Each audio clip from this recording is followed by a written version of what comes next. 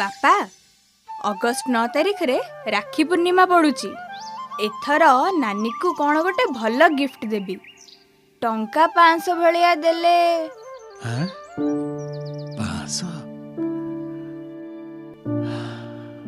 ଏବେ ତ ଏତେ ଟଙ୍କା। ବାପା, ଆମର ଛତୁ ଚାଷ ଆରମ୍ଭ କରିବା। ଏଥର ରାକ୍ଷୀ ପୂର୍ଣ୍ଣିମାରେ ମୁଁ କୋନାକୁ ଗିଫ୍ଟ ଦେବି। ଆଉ ହଁ, ଏଣିକି ଘରର ଛୋଟ ମୋଟ ଖର୍ଚ୍ଚ ବି ମୁଁ ବୁଝିବି।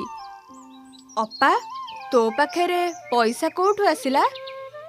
ଆରେ, ଆମ ସରକାର କଥା ଦେଇ କଥା ରଖିଛନ୍ତି ପରା।